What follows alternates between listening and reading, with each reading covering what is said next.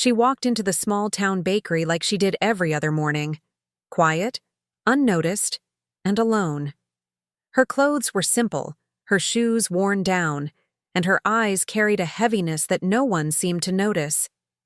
To the people around her, she was just another old woman with no voice, no power, and no story worth listening to.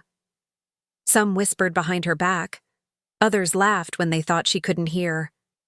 They rolled their eyes when she spoke, cut in front of her in lines, and treated her like someone who didn't matter.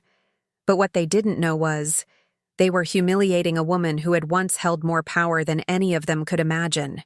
Years ago, far from this quiet town, she lived a life cloaked in secrets. A life filled with decisions that shaped lives, altered destinies, and touched places most people only see in the news. She wasn't always this quiet figure carrying a paper bag of bread. Once, she stood in rooms where silence held weight and every word was a weapon. Once, she gave orders that echoed across continents. But now, she watched from the shadows, letting the world believe she was nothing more than an aging nobody. They didn't ask her name. They didn't care about her past. But they were wrong. Dead wrong. Because the same woman they laughed at had once vanished from public records for over 10 years. She had training, knowledge, and connections that even now could shift the balance of things. And when one arrogant man pushed her too far in front of a crowd, mocking her in a way that crossed the line, something changed. She didn't raise her voice, she didn't fight back, but she looked at him. Just one look, and the expression on her face.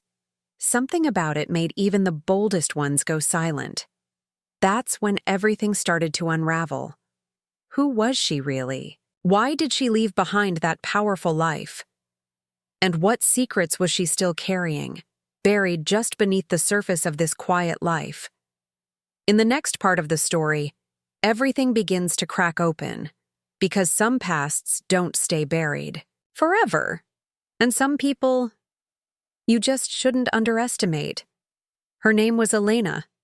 At least that's what she went by now. The townspeople never asked where she came from, and she never offered. To them, she was just the quiet lady who rented the tiny cottage near the woods and kept to herself. But beneath that quiet exterior was a past so complex it couldn't be explained in simple words. Elena had once been part of something, an organization that didn't show up on any map or official document. It wasn't military, it wasn't political. It was something in between, something hidden. She was one of the few who had been trained to observe, to analyze, and, if needed, to disappear. Back then, her name wasn't Elena. She had different names for different places, different missions, and different lives. She learned to adapt like water, fitting into roles so well that even those closest to her never knew the full truth. But something happened, something that made her walk away from it all. And though no one knew the reason, she carried it with her like a shadow that never left. In town, the tension had started to grow ever since that one morning outside the bakery. The man who mocked her, Jason Miller, was known for being loud, rude, and always trying to show off in front of others. That day, he called her a nobody in front of a crowd, made jokes about how she was too slow, too old, too weak to even stand in line. Most people laughed, but not all. A few saw the look in her eyes. Cold, still, not angry, not hurt, just alert. Like she wasn't really looking at Jason at all, but rather reading him. After that day, little things started to happen. Jason's truck went missing for a full night, then showed up exactly where he left it, but the GPS history had been wiped. A document he kept locked in his office had been opened, moved, then put back exactly where it was. And he started feeling watched. He didn't tell anyone, not at first. He thought he was just being paranoid, but it grew. Elena never said a word. She walked the same path every morning, nodded to the same shop owners, and bought the same loaf of bread. But something had shifted in the air, like the calm before a storm. The town didn't know it yet, but they were sitting on a story far bigger than they could imagine. And Elena. She was just getting started. Jason wasn't sleeping much anymore. At first, he thought it was just guilt, that maybe he'd gone too far with his joke at Elena's expense.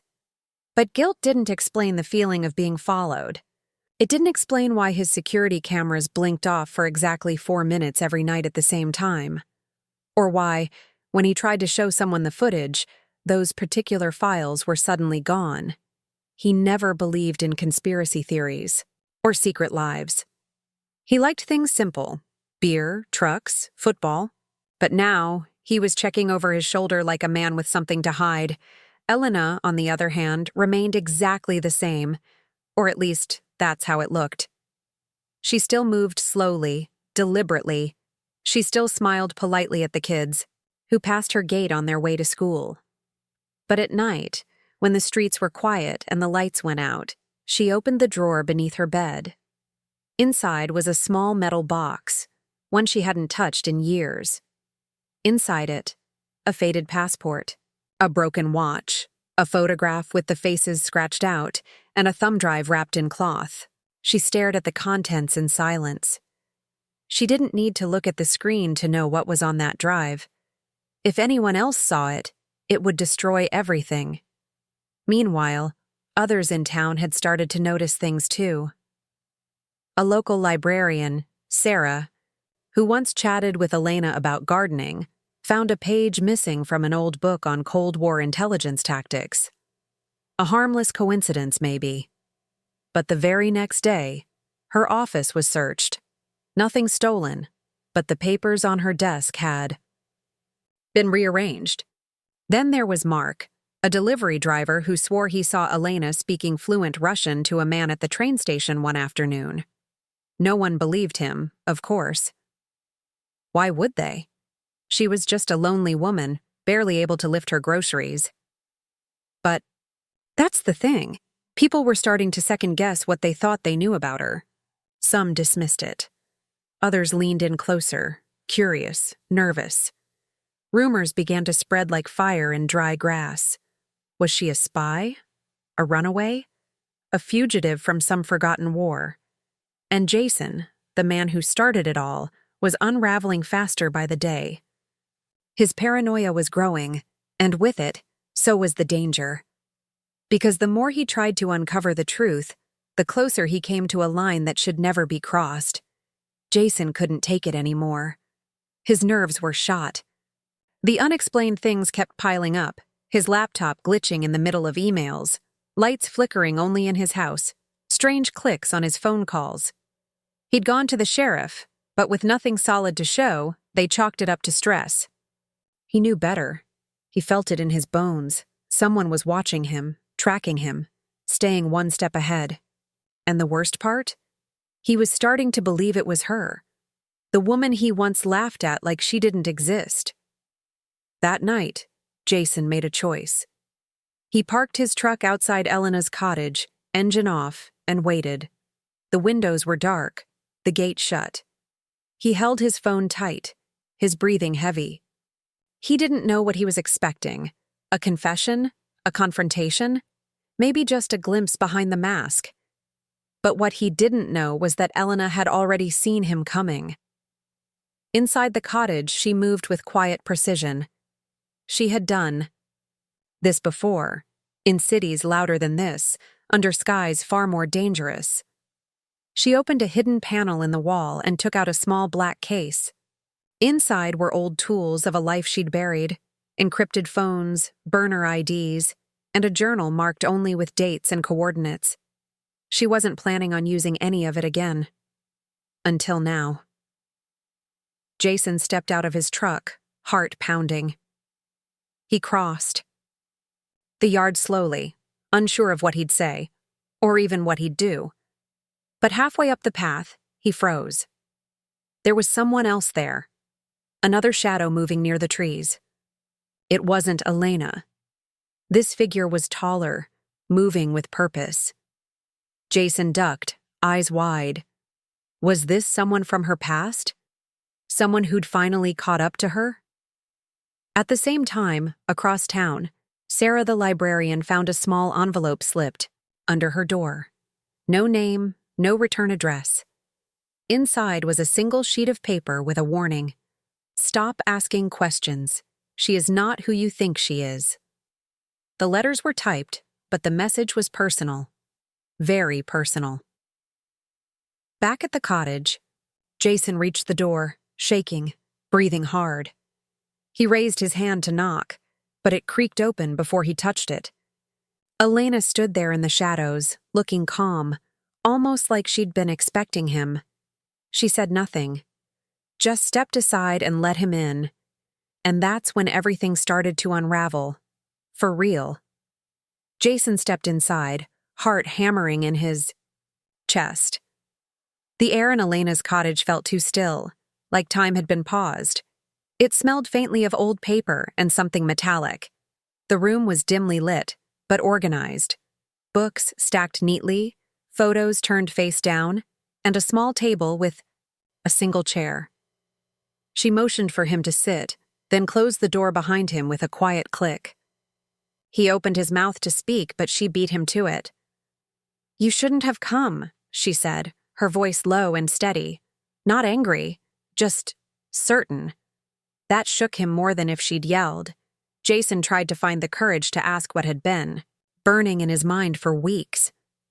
"Who are you? What did I get myself into?" Elena didn't answer directly.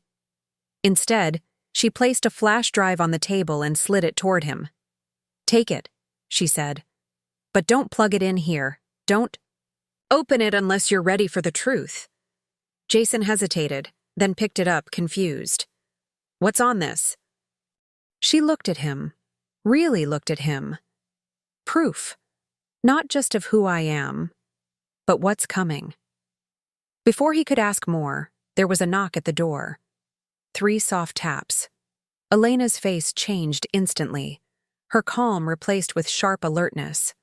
She motioned for him to stay silent and disappeared into the hallway. Jason sat frozen, fingers clenched around the flash drive. Through the crack in the door, he saw Elena open the back entrance to a man in a dark coat. He spoke quietly, in another language, Russian maybe. His tone was urgent. Elena replied quickly, her words clipped and fast. Then the man handed her a sealed envelope, turned, and vanished into the woods without a sound. Elena returned to the Kasia room, her expression unreadable.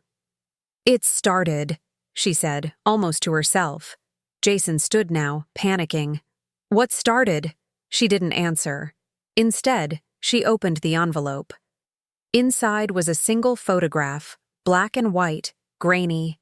But even Jason recognized the face. It was Sarah, the librarian. Underneath was one word, handwritten, asset.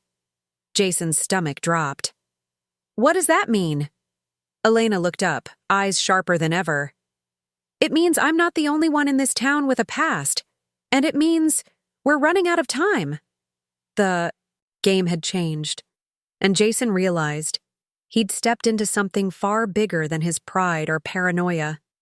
He was now part of a secret war he barely understood. Jason could barely process what he'd just seen. Sarah, kind, quiet Sarah, an asset? What did that even mean? Elena didn't give him time to ask. She grabbed a small leather bag from beneath the floorboard and pulled on her coat. "We have 1 hour," she said, already moving. "If they know about her, then everything's been compromised." "Who's they?" Jason asked, following her out the door into the night air, heart racing. Elena paused just long enough to meet his eyes. "People I used to work with. People I tried to disappear from. And now they're cleaning house." They made their way through the back roads, avoiding the main street. Elena moved like she knew every shadow, every blind spot. Jason stayed. Close, still gripping the flash drive like it was the only solid thing in this spinning world. When they reached Sarah's house, the front door was already ajar. Elena pushed it open with one hand and stepped inside. No lights, no sound. Jason's breath caught. "Is she..." But then Sarah appeared at the top of the stairs, eyes wide, holding a phone in one hand and a small pistol in the other. "I didn't betray you," she said, her voice shaking. "I didn't know who you were until a week ago. I swear." Elena raised a hand, calming. "They sent you here for a reason, Sarah. Just tell me, who was your last contact?" Sarah hesitated, then slowly reached into a drawer and pulled out a photo. It was old and faded. Jason leaned in to look and froze. It was him. A younger Jason, standing in a crowd. No memory of the photo, no idea who took it. But there he was. "What is this?" he asked, his voice barely a whisper. Elena took the photo, eyes narrowing. "They were watching you long before you ever mocked me outside that bakery. You weren't just some random local, Jason. You were part of this, whether you knew it or not," Sarah added. "Your father. He used to be one of them, didn't he? You just never knew." Jason staggered back, the pieces clicking into place. His dad's mysterious disappearances, the locked cabinet no one could touch, the men in suits who visited after his funeral. It wasn't a random story anymore. He was the story. The truth hit Jason harder than anything before. All this time, he thought he was just an ordinary guy, caught in something too big to understand. But now he realized this went back further. His father had been part of the same shadowed world Elena once belonged to. The strange disappearances, the silence, the secrets he never questioned growing up. It wasn't coincidence. It was legacy. Elena and Sarah sat quietly in the living room as Jason paced the floor, still holding the photo. "So what now?" he asked. "They're still out there, aren't they?" Elena nodded. "Yes. But they've gotten what they came for. They tested the town, tested me, but they also saw something they didn't expect. You." Jason frowned. "Me?" Sarah spoke gently. "You noticed the patterns. You asked questions. You felt something was wrong before anyone else. That's not luck, Jason. That's instinct." There was a long pause, heavy with realization. The flash drive still sat in Jason's pocket, untouched. Elena had warned him to only look at it when he was ready. He wasn't, not yet. But someday soon, he would be. In the following days, the town returned to its quiet rhythm. The odd flickers stopped. The whispers faded. Jason stopped being paranoid, but he never stopped watching. Elena packed her things and left the cottage without saying goodbye, leaving behind only a note. "You see more than you know. Trust that." Sarah stayed. She returned to the library, but something in her changed. Her posture, her voice, her eyes, they were more alert now, more guarded. She and Jason didn't speak often, but when they did, there was a quiet understanding. Between them, a shared secret that bound them in ways no one else could see. Jason eventually plugged in the flash drive. What he found wasn't just about Elena. It was about his father.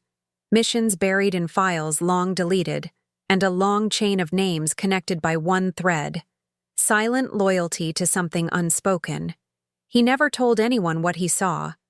But from that day forward, he stopped laughing at strangers, stopped making small judgments. Because he'd learned something the hard way, that quiet people often carry the loudest stories. And some lives, no matter how ordinary they look on the outside, are built on foundations the world will never fully understand.